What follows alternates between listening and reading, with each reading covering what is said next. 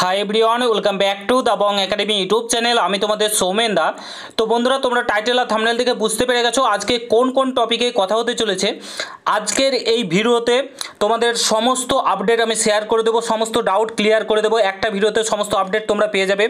First of all, তোমরা বিভিন্ন জায়গায় দেখতে পাচ্ছ যে ডাব্লিউবিপি কনস্টেবলের নাকি আবারও নতুন বিজ্ঞপ্তি আসতে চলেছে এবং সেখানে প্রায় 30,000 নাকি শূন্যপদ থাকতে চলেছে শুধুমাত্র ডাব্লিউবিপি কনস্টেবলে। এই আপডেটটা শুনতে পাচ্ছ। সত্যি কি এত ভ্যাকেন্টে তোমাদের শূন্যপদ আসতে চলেছে? এত ভ্যাকান্সি কি সত্যি আসতে চলেছে? দ্বিতীয়, ওবিসি কেসের আপডেট কি রয়েছে, নেক্সট হিয়ারিং ডেট কবে রয়েছে সেটা নিয়ে কথা বলবো। ওবিসি কেস কবে মিটতে চলেছে, ঠিক আছে, এগুলো নিয়ে কথা বলবো। তৃতীয়ত, তোমাদের কেপি কনস্টেবলের এক্সাম, ডাব্লিউবিপি কনস্টেবলের এক্সামগুলো কবে হতে পারে, সমস্ত আপডেট আজকের এই ভিডিওতে আমি শেয়ার করে দেবো। ঠিক আছে, একটা ভিডিওতে সমস্ত কিছু আপডেট পেয়ে যাবে। জাস্ট পুরো ভিডিওটা দেখো, একদম অথেন্টিক আপডেট তোমাদের সঙ্গে শেয়ার করব। তো পুরো ভিডিওটা দেখো। চ্যানেলে নতুন হলে অবশ্যই চ্যানেলটাকে সাবস্ক্রাইব করে পাশে থাকা বেল আইকনটাকে প্রেস করে দেবে। যে কোনো ছোটো বড়ো আপডেট, অথেন্টিক আপডেট পেতে অতি অবশ্যই চ্যানেলটাকে সাবস্ক্রাইব করে দেবে।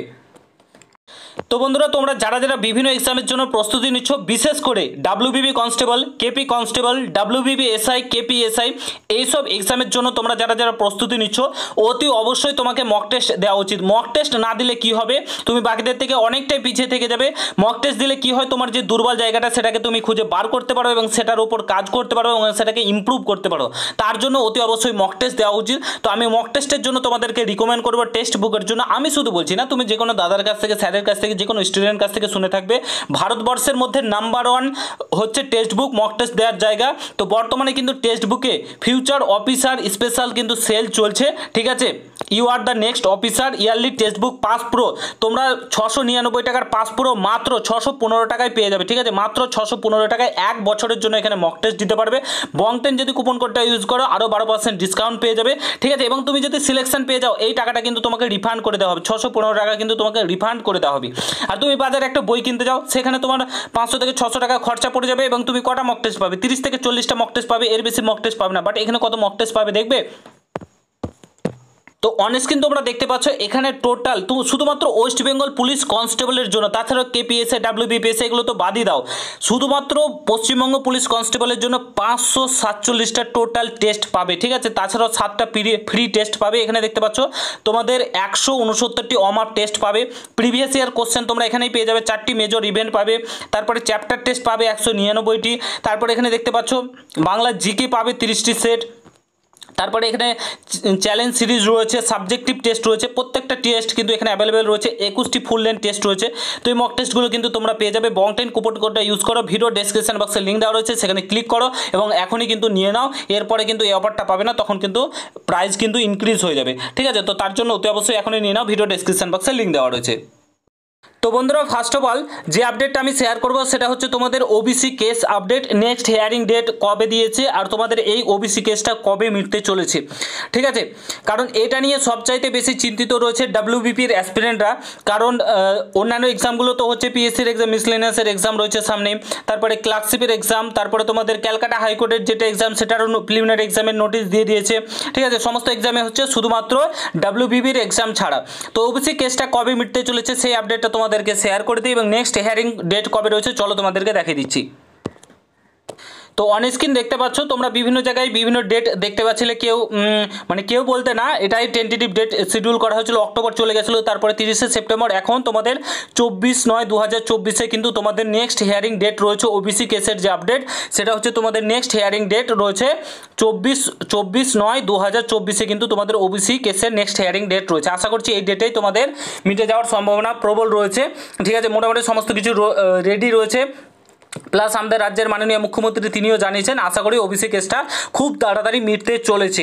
ঠিক আছে, তো তারপরেই কিন্তু তোমাদের এক্সামগুলো হবে। তো এবার আসি তোমাদের এক্সামগুলো কবে হবে।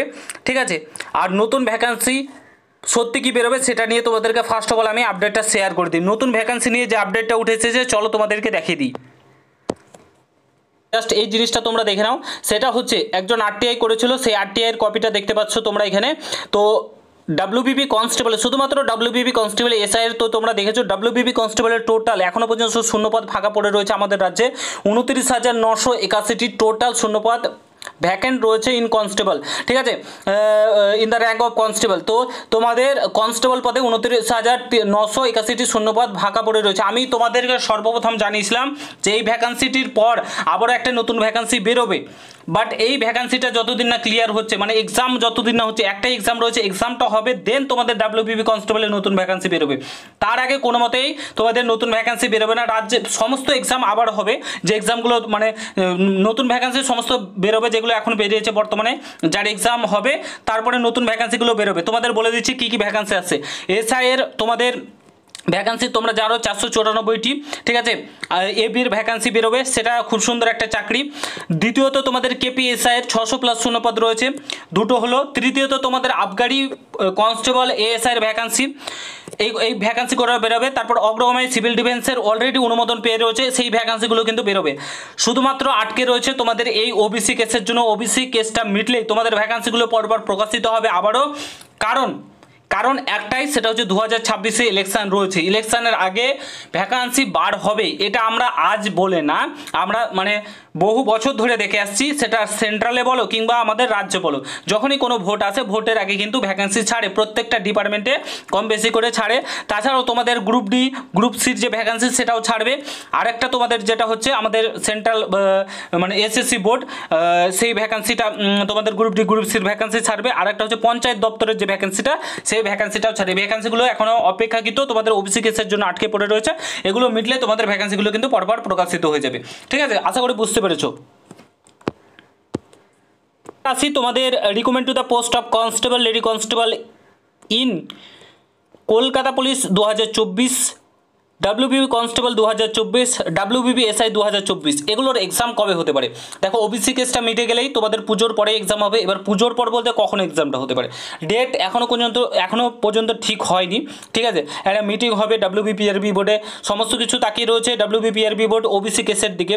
দেখো, একটা কথা তোমাদেরকে বলছি, হয়তো তোমাদের মানে ক্লিয়ারেন্স দিয়ে দিয়েছে কলকাতা হাইকোর্টের তরফ থেকে, বাট আমি আমার নিজের চোখে দেখা, ঠিক আছে, একটা বিষয়, সেটা হচ্ছে 2020 আই থিঙ্ক 2020 কনস্টেবলটায় যে কেস, 2020 না 1920 মনে হয়, 20 যে কনস্টেবলটাতে কেস হয়েছিল, ঠিক আছে, সেটা তোমরা দেখেছো কতদিন, 2 বছর ধরে ঝুলিয়েছে।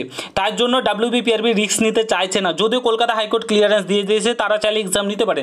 তার জন্য তারা কিন্তু ওবিসি কেসটার দিকে তাকিয়ে তারা কিন্তু এক্সাম নিচ্ছে না, ঠিক আছে। যখনই কেসটা মিটে যাবে তারা কিন্তু এক্সাম পরপর নিতে থাকবে। নিলে তোমাদের কি সুবিধা হবে, দেখো, ওবিসি কেসটা মিটে যাওয়ার পর তোমাদের এক্সামগুলো নিলে কি সুবিধা হবে, যে তোমাদের চাকরিটা মানে এক্সামটা নিয়ে নেওয়ার পর তারা জয়েনিংটা তাড়াতাড়ি করিয়ে নিতে পারবে, কোনো আর সমস্যা হবে না। তার কারণেই কিন্তু তারা এক্সামগুলো নিতে পারছে না। তো আশা করা যায় খুব শীঘ্রই মানে ওবিসি কেস মিটে তোমাদের এক্সামগুলো করাবে।